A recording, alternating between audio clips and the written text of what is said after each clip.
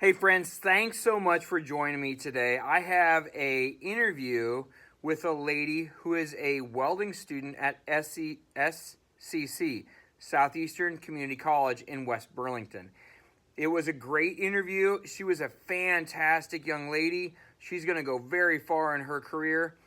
The only problem was the volume wasn't that great, so I really apologize to her and to you folks, the viewers. But if you can hear it, the information is just fantastic. So thanks so much for watching. I appreciate SCC. I appreciate Bill White, the instructor down there, and I really appreciate their students allowing us to come and weld with them and learn from them. My name is Taneisha. I came to SCC mainly because my brothers were welders, and it's kind of like a family thing. It was either automotive or welding. And I always took a like to it because there's so many different things you can do with it. Yes, it's challenging, but like, it's fun as well. I got to SCC because I was put in foster care, and I didn't really know where I was going to go, and I heard about Indian Hills, but Indian Hills didn't feel quite as homey as SCC did. You're very welcome. Like, don't get me wrong, Indian Hills is nice, but here, you're welcome, you feel like family, everybody communicates. It just makes you feel more relaxed when you walk in here. You never have to worry about bullying, anything like that. Job-wise, I have gotten an internship at Carl A. Nelson. I also found out a few new places. They're all in like Keokuk and stuff like that. So I mean, you do get a lot of like either internships or jobs, depending on how well you work with others and how well your skill is. But yeah. So I am working on a horizontal open root bend test, and I am doing this mainly because I'm trying to get to TIG. But so I put my land already, and yes, it's a little wonky on one side because we have one big plank of metal, but all I really have to do is put those together, make sure there's a little bit of room, just so you have enough room to weld, tack those up, and then get enough porosity. I did do one over here. It was kind of like a little rough draft of what I needed to do. It's a little wonky. I didn't really clean it up before I posted it, but I want to get that as much as possible. And obviously over here, my amperage was not up far enough, so it didn't get enough heat through the back. So yes, we had some sticking, and yes, we had a lot of issues doing this, but that's part of what we make mistakes and you try again. And this is 1 inch? Yes,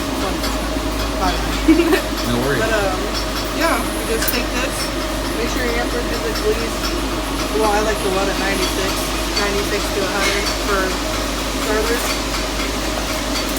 Got the 6018. This one's bent, it's old. We got the 7018s here, and pretty much the 6018s are mainly for the root itself, and then the 7018s is kind of like the filler rod. The 6010s or the root pass?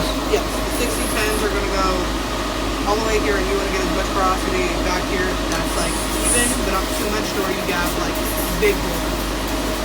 This pretty much, obviously, you see that the 1 inch metal is pretty big. So when you get it up and in your horizontal line, you're going to get right in between there. I made it bigger, obviously, so I can show you.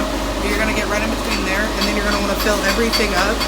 And there's going to be a point to where you're all the way at the top, and you're going to take a 7018 and you're going to fill it all the way up here. And you want to make sure that the back isn't cracking when you cut it into like little strips. The teacher should just take a chalk and tell you what he wants. He never does the end pieces because those are the ones that are most likely to have like little indents from where you end.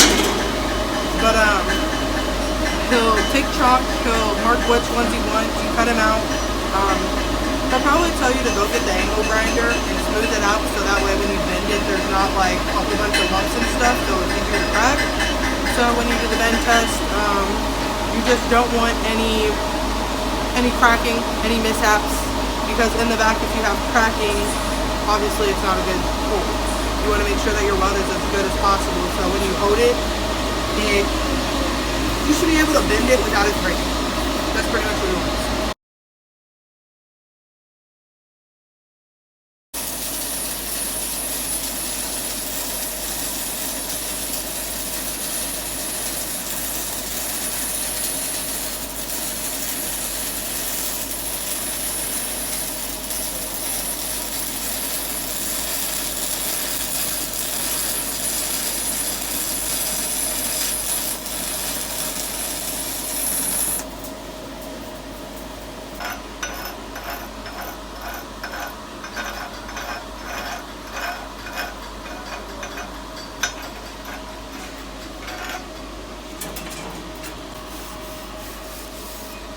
Hey, it's not bad for my first time back in on it.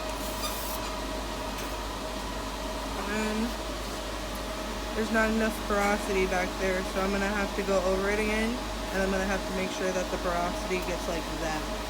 At the end, obviously, more heat comes out.